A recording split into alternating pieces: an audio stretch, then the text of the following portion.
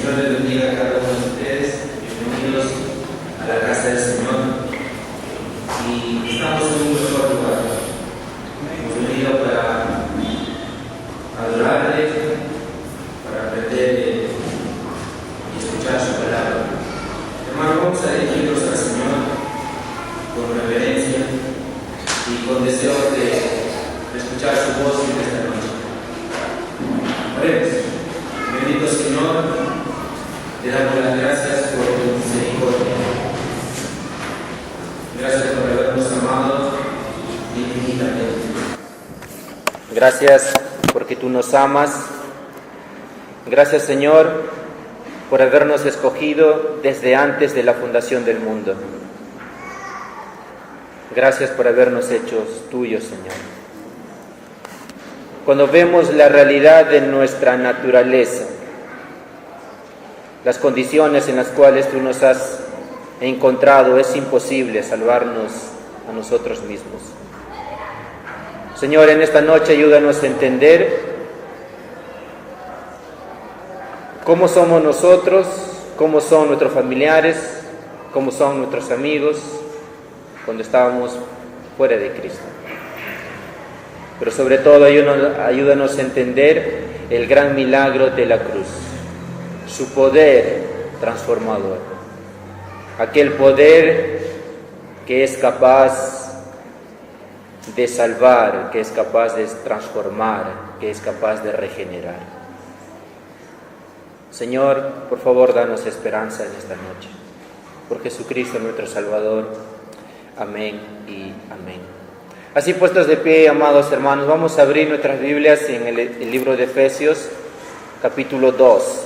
Efesios, capítulo 2. Y vamos a leer una vez más los versículos del 1 al 10.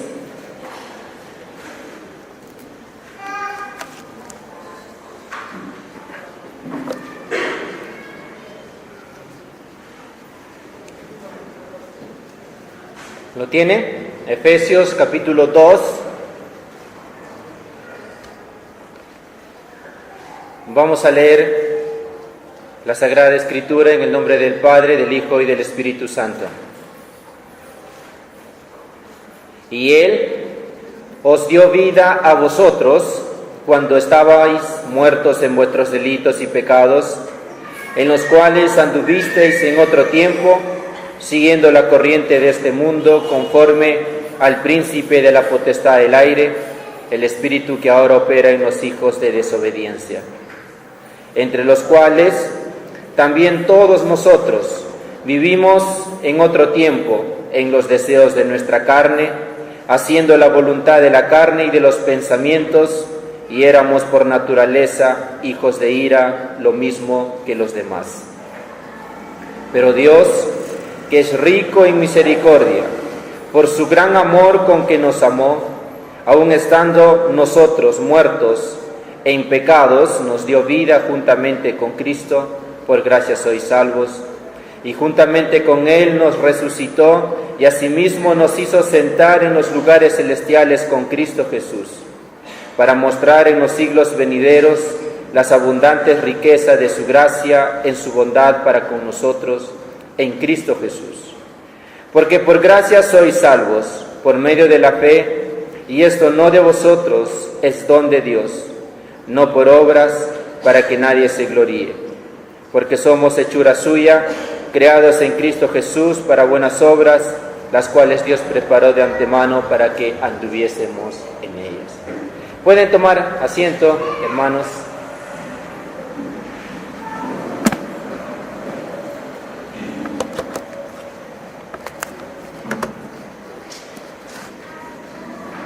Lo que tenemos al frente de nosotros, ahí al frente en sus Biblias, este párrafo en realidad es un párrafo muy rico.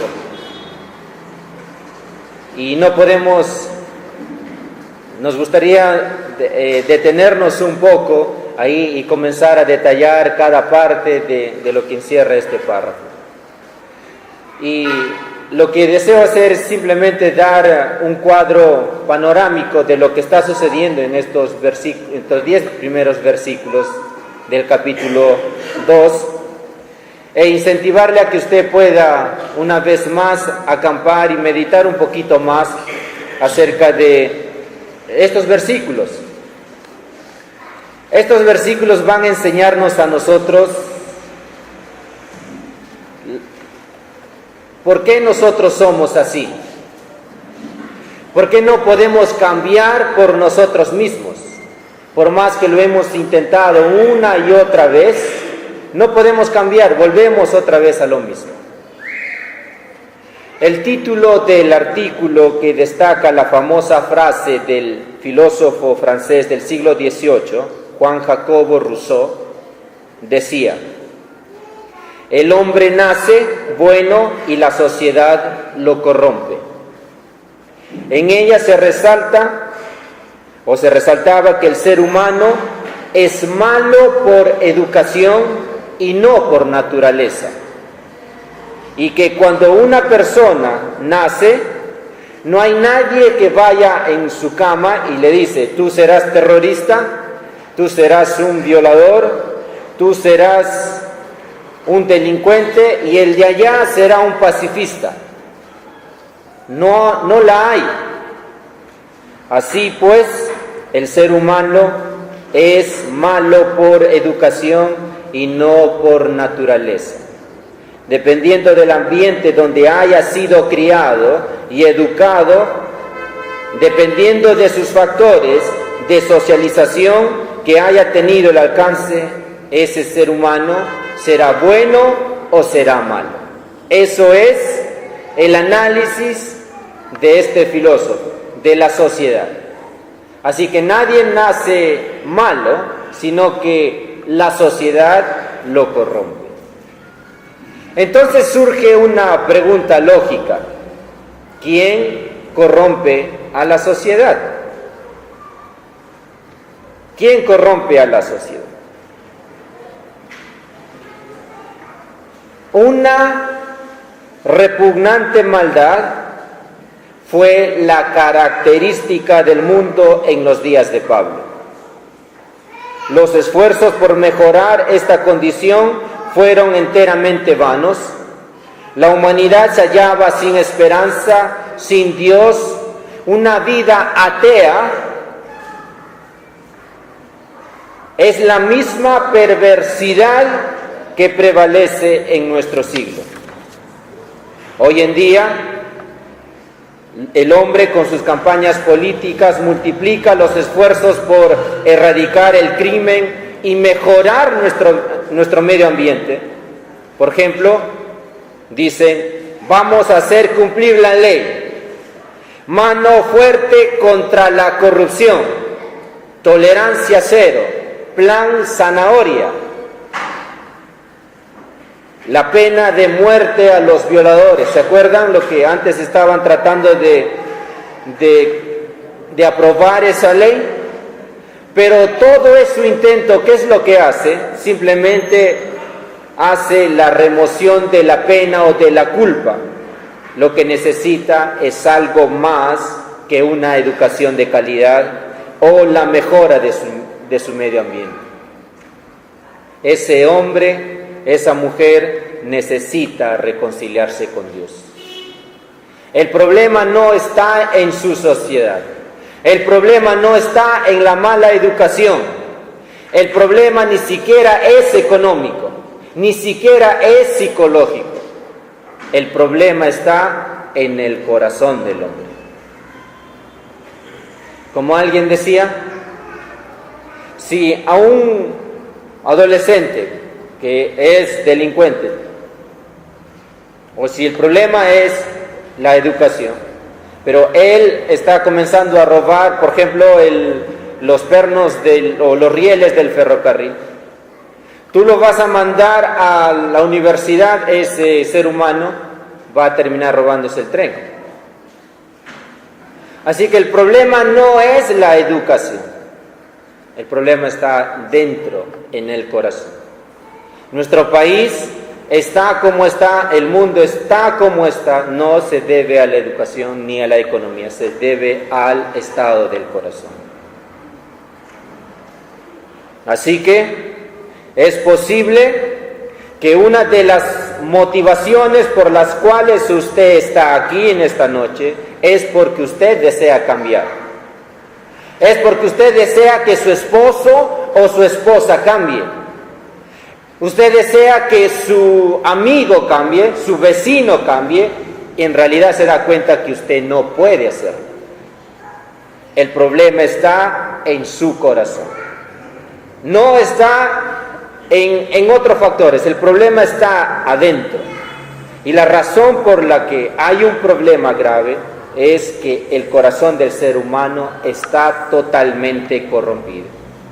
Así que si usted quiere cambiar a su hijo y quiere mandarle a un centro de rehabilitación, puede crear ciertos mecanismos para corregir a ese hijo.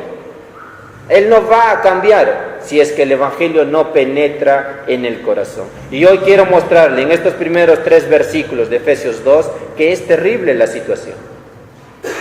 Se requiere de un milagro. Se requiere de alguien que sea superior al ser humano, superior a toda creación para efectuar ese milagro. Así que permítame una vez más decirle que usted está al frente de una de las declaraciones más rotundas en las Escrituras acerca de la pecaminosidad del ser humano. Pero también encontramos una de las descripciones más claras, expresivas y más amadas acerca de la salvación de Dios en Cristo Jesús. Y lo que hace Pablo en este pasaje es un contraste entre lo que nosotros éramos por naturaleza y lo que nosotros podemos llegar a ser por medio de la gracia de Dios. ¿Estamos? Primero, el hombre por naturaleza. Vamos a ver el diagnóstico divino del ser humano caído. ¿Cómo es una vida sin Cristo? No es un diagnóstico mío, no es un diagnóstico de alguien que lo ha inventado, es el diagnóstico de aquel que te ha dado la vida. Vamos a leer los primeros 3 versículos.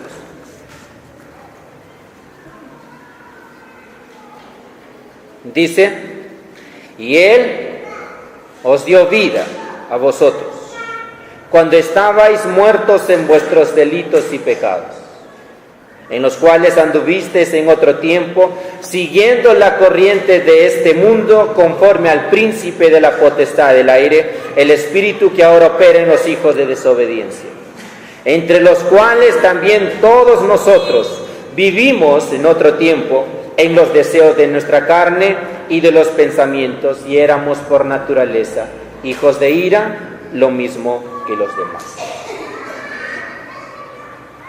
Esta declaración que usted tiene al frente es una declaración demoledora. Es una declaración demoledora de alguien que está apartado de Dios. Aquí señala graves verdades acerca del ser humano sin redención, incluyéndonos a nosotros, hasta que Dios tuvo misericordia. Versículo 1. ¿Cuál es el diagnóstico en el versículo 1? El hombre está muerto. La palabra ahí es necro, que significa que es para muerto, y la raíz de esa palabra, que es nec, significa desgracia. El hombre es un muerto y es un desgraciado, o sea, no tiene la gracia de Dios. En primer lugar, está ciego. No puede percibir la gloria de Dios, no puede alabarle, no puede buscarle, por más que él intenta, no puede hacerlo. Ahora vamos a ver que Satanás aún puede crear cierta espiritualidad, cierta religiosidad que te hace creer que eres espiritual, pero al final el diagnóstico de Cristo es: estás muerto. Estás muerto. Los hombres allá afuera y algunos que están aquí están muertos espiritualmente y no se dan cuenta. Lo peor de todo es que estos hombres y mujeres, niños, que están fuera de Cristo, están sepultados sobre 3 bloques que son muy potentes. Es imposible desenterrarte a ti mismo aplastado sobre estos 3 bloques. Versículo 2. ¿Cuál es?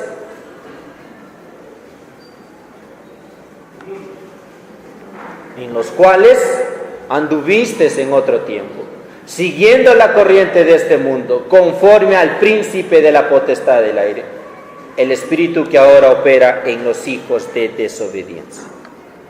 3a, vamos al 3a. Entre los cuales también todos nosotros vivimos en otro tiempo en los deseos de la carne, y haciendo la voluntad de la carne y de los pensamientos, y éramos por naturaleza hijos de ira, lo mismo que los demás. ¿Qué encontramos en esa descripción? Ese hombre es un esclavo. Está muerto y está esclavizado. Muerto espiritualmente, esclavizado espiritualmente, sobre 3 cosas. Aplastado. Primero, sobre un sistema mundano donde Satanás gobierna. Segundo, ¿cuál es? ¿Cuál es? Su propia naturaleza pecaminosa. Tercero, ¿cuál es? Está influenciado sobre Satanás. ¿Cómo puedes autorredimirte? ¿Cómo puedes cambiar si estás aplastado sobre esos 3 inmensos bloques?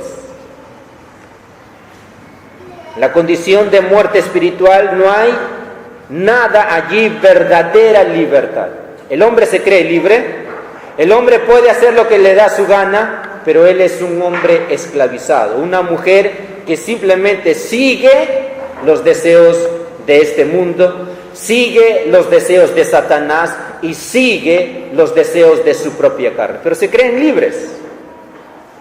Son muertos espiritualmente andantes, incluso demasiado devotos, mejores devotos que de nosotros. Cuando se trata de hacer procesiones, ellos están ahí horas y horas. Cuando se trata de hacer penitencias, ellos están ahí mortificando su propio cuerpo, pero están muertos. Cualquier intento de querer agradar a Dios no sirve de nada si usted está fuera de Cristo. ¿Se da cuenta? En nuestro texto, el mundo significa el sistema pecaminoso donde Satanás opera.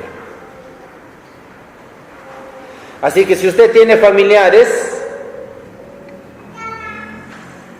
ellos les gusta la corriente de este mundo, Satanás está gobernando en este sistema. Aunque no todo lo que está allá afuera sea demasiado malo, pero es Satanás el quien que está gobernando. Y muchas veces está absorbiéndonos a nosotros sobre 3 sistemas: el humanismo, el materialismo y la sexualidad.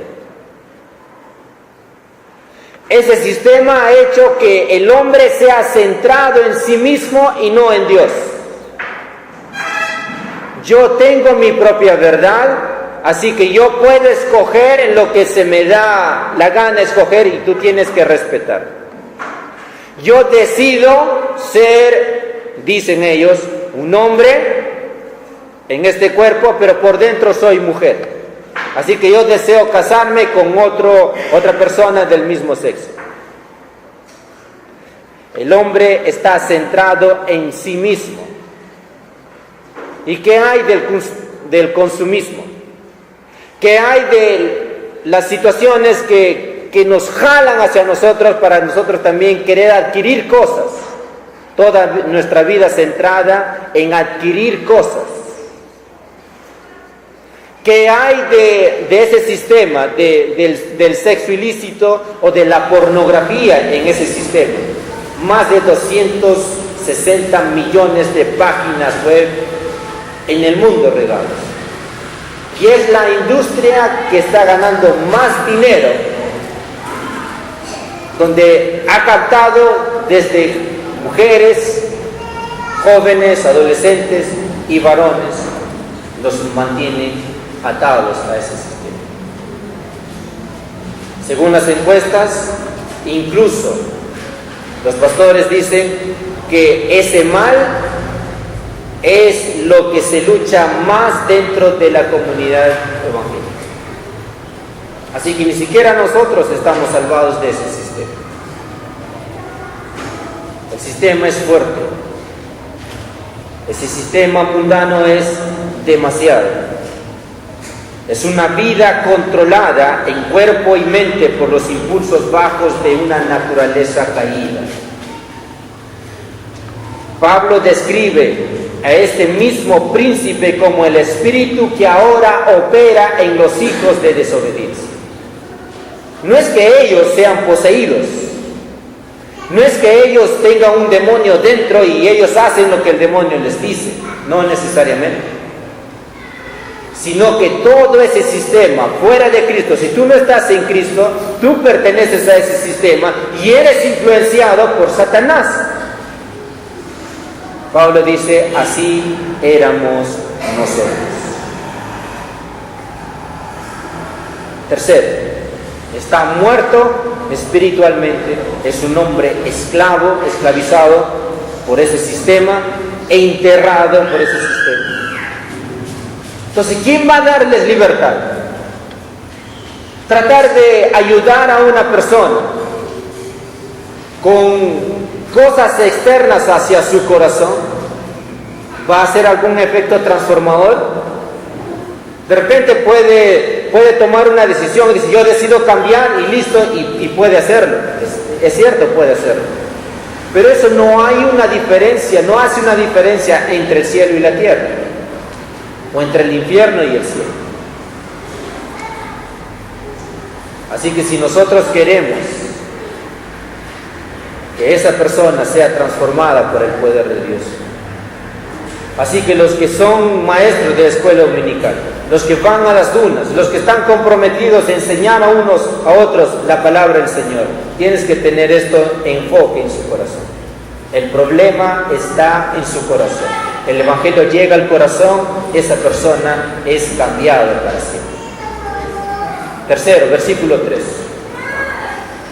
¿En qué condiciones se encuentra ese ser humano fuera de Cristo? Ya hemos dicho, el deseo de su carne está gobernado por este sistema. Satanás está sobre él, está bajo la ira de Dios, está condenado. Así que si ese ser humano muere ahora fuera de Cristo, no hay esperanza. Solo 3 versículos ha dado una declaración o un diagnóstico devastador del ser humano. Este ser humano está condenado por naturaleza. Mire bien y lea bien esa palabra. No es que él se hace o está bajo la ira de Dios porque él ha pecado. Simplemente es su naturaleza. Por naturaleza, él es hijo de ira. Está sobre la ira de Dios. El ser humano no puede cambiar por sí mismo. Necesita de un milagro porque su corazón está totalmente corrompido moralmente. Vamos a otras escrituras. Yo voy a darles la cita y usted va a apuntarlos y yo voy a decirles las características que hay en estos versículos. Tito 3:3. El diagnóstico según la escritura de Tito 3:3 es que los hombres en su estado natural son insensatos, rebeldes, extraviados, esclavos de malos deseos y diversos deleites, viven en malicia y envidia.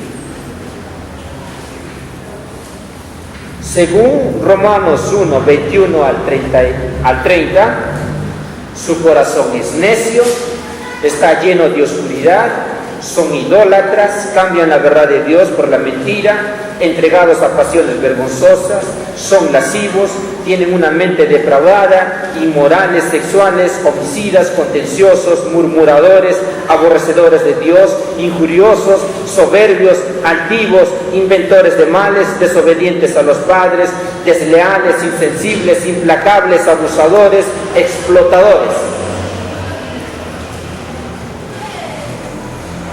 Según Colosenses 3:8, son blasfemos y tienen conversaciones obscenas. La conclusión de Jesús, según Mateo 7:17, es que el hombre está podrido hasta la médula. Está podrido hasta su núcleo, hasta el fondo de su corazón está podrido. La conclusión de Moisés, según Génesis 6:5 y 8:21, es que el hombre, los pensamientos y las intenciones del corazón de los hombres son siempre hacer el mal. La conclusión de David, según Salmo 7:14, es que el hombre está preñado de maldad y de él nace mentira. Según la conclusión del apóstol Pablo, en otro pasaje de Romanos 3, 10 al 12, es que no hay justo ni aun uno, no hay nadie quien haga lo bueno, ni siquiera uno.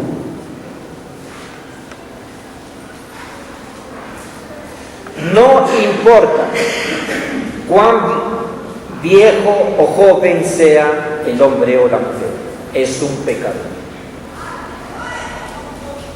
Y el pecado ha trastornado la mente, la voluntad y las emociones de los hombres. En la mente, el Dios de este siglo los ha oscurecido la mente. No pueden entender el Evangelio. En cuanto a su voluntad, han sido trastornadas, su voluntad es corrupta y está incapacitada para hacer el bien. En cuanto a sus emociones espirituales, han sido trastornadas y pervertidas. Aún si sea capaz, como les dije, de ser un devoto sincero y o espiritual, fuera de Cristo, usted, mi amigo, está muerto en sus delitos y pecados. Es un esclavo de este sistema mundano en donde Satanás reina y de sus propios deseos pecaminosos, y encima usted está condenado. Eso es el diagnóstico de estos 3 versículos.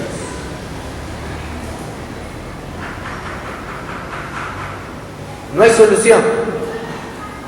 Tratar de transformar a otra persona fuera del Evangelio, usted está haciendo un trabajo en vano. No va a cambiar. No es mi diagnóstico, es el diagnóstico de Dios a través de la Escritura. Sin embargo, hay un gran pero. Hay una gran conjunción adversativa. Pero Dios ofrece vida a los muertos. Pero Dios da libertad a los cautivos. Pero Dios da perdón a los condenados. Así que en esta noche, usted puede venir a Él y Él puede tener misericordia de usted. Nadie puede cambiar su realidad. Esa es la realidad en la cual la Escritura dice acerca de su corazón. No hay nadie, no hay psicólogo, no hay psiquiatra, no hay nadie, porque ellos mismos están envueltos en ese mismo estado pecaminoso. No lo hay en esta tierra. No la hay. Solo Dios puede hacer la diferencia. Necesita usted de un milagro potente, de un milagro glorioso para transformar ese corazón. Usted está enterrado sobre inmensos bloques, sobre Satanás ahí, sobre este mundo que pesa tan fuerte, y encima sobre su naturaleza pecaminosa, por usted mismo usted no puede cambiar, no puede cambiar por usted mismo. Usted necesita que alguien que es mucho más poderoso que él le desentierre de su estado de muerte y le dé vida y sea resucitado.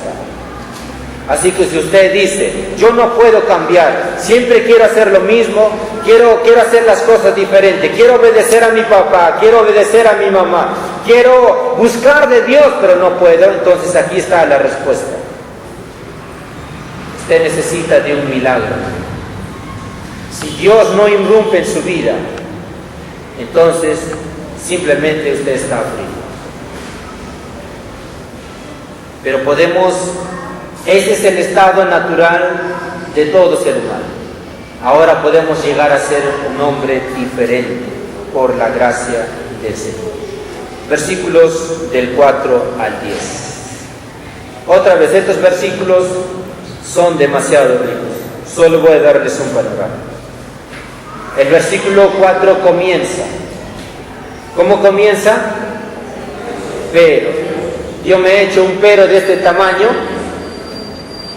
escrito y le he pegado en la puerta, en mi pared de mi cuarto. Es la gran diferencia. Pero yo he sido así, pero Dios es rico en misericordia.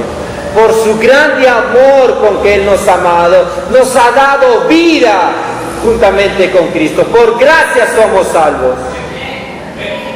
Ese pero es la gran diferencia. Ese pero es la gran diferencia, que nosotros estamos aquí ahora adorándole al Señor. Hemos estado enterrados, hemos sido por naturaleza hijos de ira, pero Dios, que es rico en misericordia, nos ha dado vida. Por eso es que ahora nosotros podemos cambiar. Por eso podemos alabarle al Señor. Podemos derramar nuestras lágrimas, podemos entonarle, podemos abrir el corazón y cantarle al Señor, porque Él es el que ha hecho la diferencia. Nos ha trasladado de ese sistema corrupto y nos ha traído al reino de su amado Hijo por medio de la sangre preciosa en el Cordero de Dios. En esta semana con nuestro hermano Iván habíamos visitado a un señor. Es la segunda vez que veo a un hombre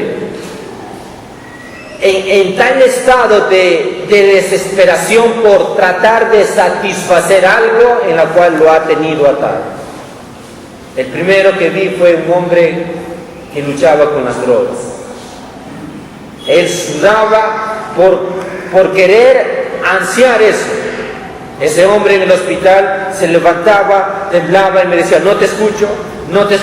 Yo seguía predicando, y él me dice, no te escucho, perdóname, no te escucho, mi mente está en otro lugar. A otro joven comencé a predicarle y le dije, tienes que ir. Me dijo, no está en mí, no puedo buscar a Dios, yo no puedo ser como ellos, ir allá, yo me siento raro, no puedo estar ahí. Cada vez que voy a la iglesia, yo me salgo, me siento incómodo. Otra vez el diagnóstico es que no hay vida. No hay vida espiritual en el corazón del hombre.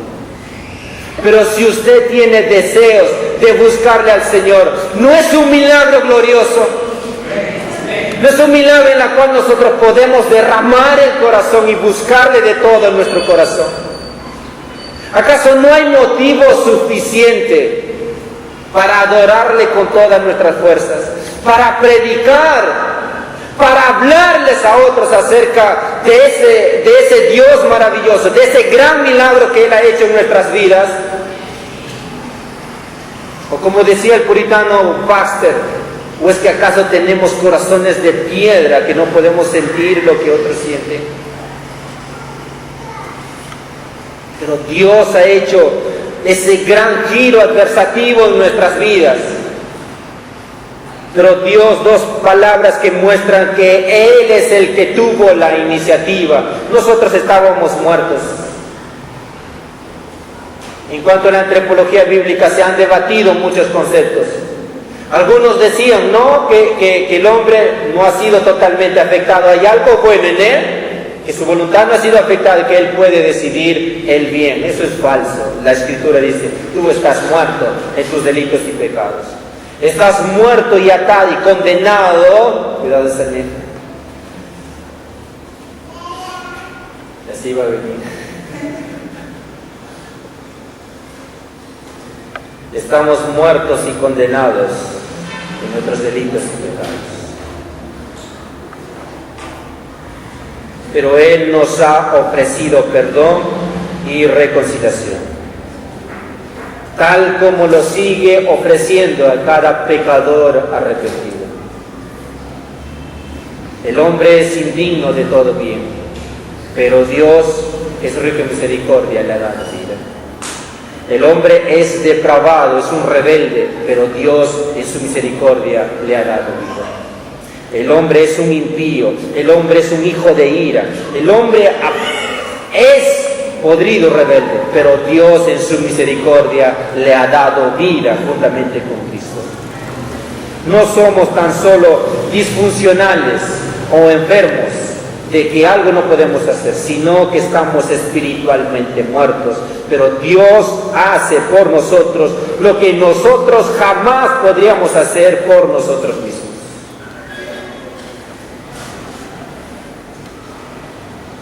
Pero el Espíritu nos ha unido a Cristo.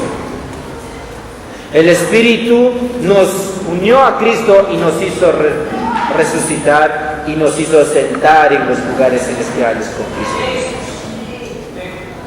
Es una bendición infinita. Aún estamos unidos a Cristo, hemos sido resucitados, hemos sido ascendidos y entronados y por tanto compartimos su triunfo.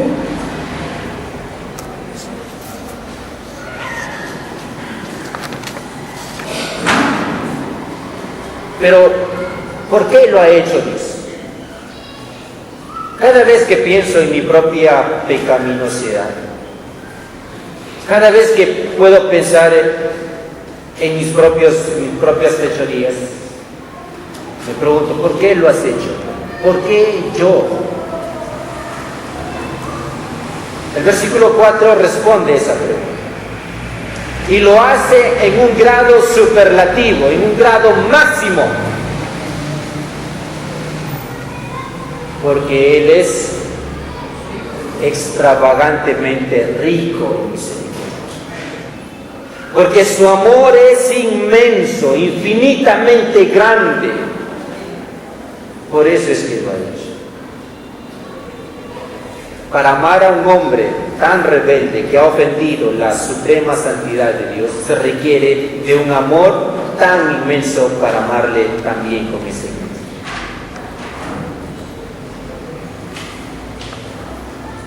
El Padre se glorifica en bendecirnos a nosotros.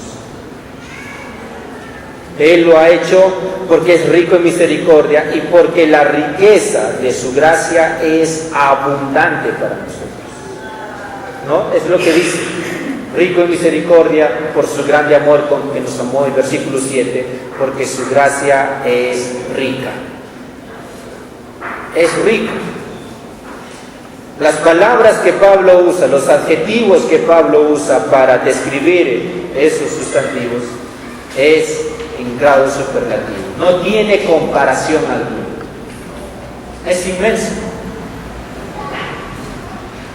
Segundo, ¿por qué lo ha hecho Él? Para mostrar su gloria. Por medio de su bondad interminable para con nosotros en Cristo Jesús, el Padre se glorifica al bendecirnos. Casi no estoy de acuerdo con aquellos que dicen lo siguiente: que el Señor tuvo que usar un poder tan extraordinario, más que de la creación, un poder extraordinario para crear los cielos y la tierra. Tuvo que usar un poder mucho más extraordinario para transformar el corazón del hombre. ¿Por qué casi no estoy de acuerdo? Porque Dios es un Dios omnipotente y su poder es uno solo. Pero al menos han querido explicar la naturaleza de nuestro corazón y el poder extraordinario que se requiere para regenerar y transformar un corazón como lo es el hombre. ¿Se da cuenta? Entonces el Señor, al salvarnos a nosotros, lo único que Él está mostrando es nuestra imposibilidad y su gloria y su omnipotencia en salvarnos a nosotros. Gloria a Dios por eso. Eso es lo que nos enseña el versículo 7. Según este versículo, el deseo y el propósito divino es seguir mostrándonos las abundantes riquezas de su gracia por todos los siglos venideros. ¡Qué gran amor! ¡Qué gracia tan inefable! El que estaba muerto ahora está vivo eternamente. Y su objeto de la gracia y es objeto de su gracia y de su bondad.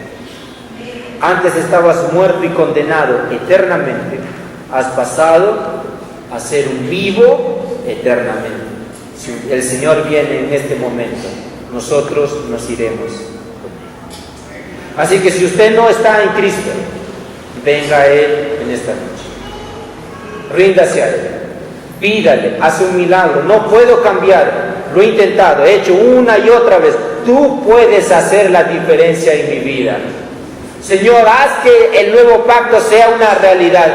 Venga tu reino, venga tu poder en mi corazón. Dame ese deseo. Yo quiero tenerlo. Clámale al Señor. Al menos eso puedes hacer. Lo que Dios ha hecho en estos versículos 4 al 6, lo ha hecho para poder continuar demostrando su gracia abundante en todas las edades. Entonces, nosotros los creyentes nos convertimos en los trofeos de la gracia de Dios. Y su designio es exhibir en ellos la incomparable riqueza de su gracia. Si otra vez volvemos al capítulo 3, versículo 10, donde dice que Él exhibe en los lugares celestiales la multiforme riqueza de su sabiduría.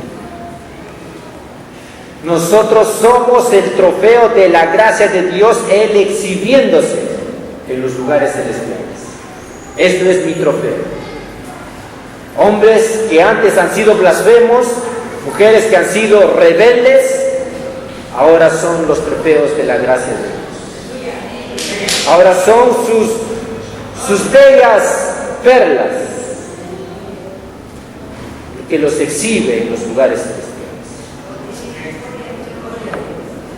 El versículo 8 al 10 nos insiste en que esta salvación ha sido tan solamente por la gracia de Dios.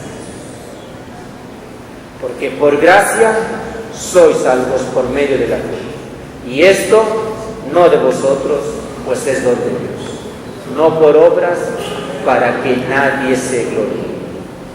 La fe, la salvación, todo eso ha sido un regalo de Dios. ¿Por qué? Versículo 3. Es imposible que usted busque a Dios.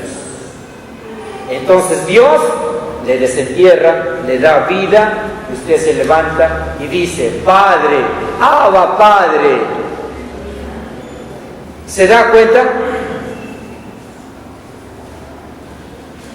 Antes usted lo odiaba, pero ahora podemos decirle: yo soy heredero con Cristo y coheredero con Él. Versículo 10 nos da el propósito. Porque somos hechura suya, creados en Cristo Jesús para buenas obras, las cuales Dios preparó de antemano para que viviésemos. Esta palabra hechura en el griego es poema, en el español transliterado sería poema. Entonces, nosotros somos el poema de Dios. Dios ha escrito un poema precioso en cada uno de sus corazones. Usted es la hechura de Dios, usted es el poema de Dios. Escrita con la tinta de la sangre del Cordero de Dios y sellado con el Espíritu Santo. Esa es la seguridad que tenemos nosotros ahora en el hecho de estar en Cristo. Somos sus hechuras. Si usted pudiera ver en la niña de mis ojos, mírense, en los ojos, mírense. Y pregúntele, ¿qué es lo que tú ves? Mírense, ¿qué ves? Vamos, ¿qué ves? ¿Qué ves? ¿Qué logras ver en la niña de sus ojos? ¿Te ayudo? ¿Logras ver tu cara en la niña de sus ojos? ¿Logras ver? El Señor cuando te dice, tú eres la niña de mis ojos, Él te dice, tú eres mi reflejo. Tú eres ahora mi reflejo. Antes ni siquiera te daba la espalda, como dice el Salmo 7, botaba espumas, porque también el Señor aborrece a los pecadores. Aborrece el pecado y a los pecadores. Pero ahora eres el reflejo del Señor. Ahora Él viene y dice, mírame a los ojos. Lo que yo veo es mi cara. Tú eres mi reflejo. ¿Tú qué ves? Veo mi cara, Señor. Yo soy tu reflejo. Eso es lo hermoso que es estar en el Evangelio ahora. Tú eres mi pueblo. Veo mi rostro. Luego el Señor nos mira y dice, veo el reflejo de mi Hijo, según Romanos 8:21. ¿Cómo es posible este milagro? ¿Cómo Él puede mirarnos a nosotros a los ojos y decirnos, veo mi rostro en ojos de pecadores? La respuesta es, solo es por tu gracia, Señor. Solo es porque tú lo has querido así, Señor. No se debe a mis méritos. Yo merezco la ira de Dios, merezco ir al infierno. Mis justicias, mis obras eran trapos de inmundicia. Pero ahora que soy tu hechura, mis obras vienen a ser justicias. Mis obras vienen a ser ahora también parte de tu pueblo. Porque es Cristo obrando ahora en nuestras vidas. Si antes no hemos podido ser salvados por obras, pero ahora somos salvados para hacer buenas obras. Gloria a Dios por eso. Este párrafo comenzó, ¿cómo comenzó? En un andar mundano, en un andar de zombies muertos espiritualmente. ¿Se da cuenta? ¿Cómo termina el párrafo?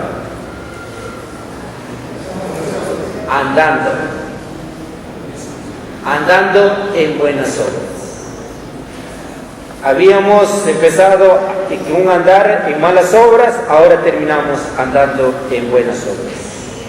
Andábamos en los delitos y pecados en los que el diablo nos había atrapado, ahora andamos en buenas obras en los cuales el Señor ha preparado para nosotros para que podamos andar por ellos. El párrafo es un contraste entre dos estilos de vida, bueno y malo, y detrás de ellos dos reyes, el diablo y Dios.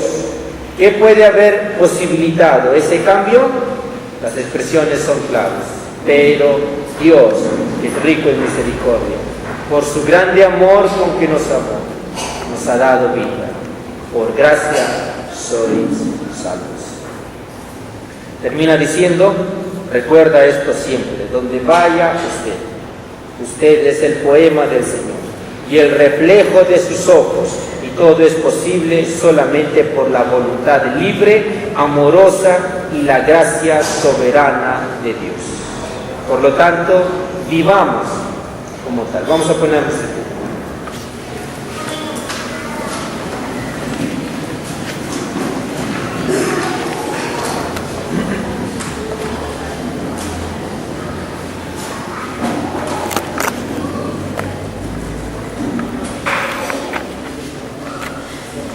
Solo el sacrificio de nuestro Señor Jesucristo hizo posible ese contraste, ese cambio.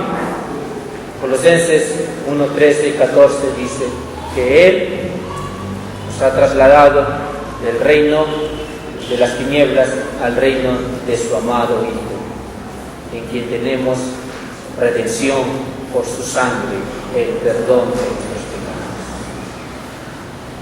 Gracias por ese milagro. Gracias por ese milagro tan precioso que tenemos. Y hoy vamos a recordar esa obra en la cruz del Calvario. Vamos a recordar ese sacrificio que Él ha hecho con nosotros. Ese sacrificio precioso. Pero vamos a darle primero gracias al Señor por su palabra.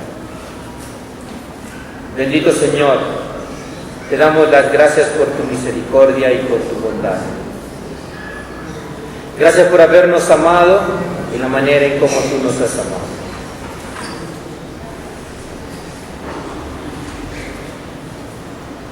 Señor, gracias porque era imposible salvarnos a nosotros mismos. Nuestra condición ha sido terrible, pero Dios es rico en misericordia. Por su grande amor con que nos amó, nos ha dado vida juntamente con Cristo. Muchas gracias, oh bendito Señor. Gracias por ese milagro tan precioso que tú nos has dado, Señor. Gracias por la nueva vida. Gracias porque Cristo ha cumplido toda justicia en nosotros. Y ahora podemos decir, Señor, que por gracia hemos sido salvados. Señor, ayúdanos a vivir recordando siempre que nosotros hemos sido salvados para nosotros. Gracias por tu fidelidad. Jesucristo nuestro Salvador. Amén.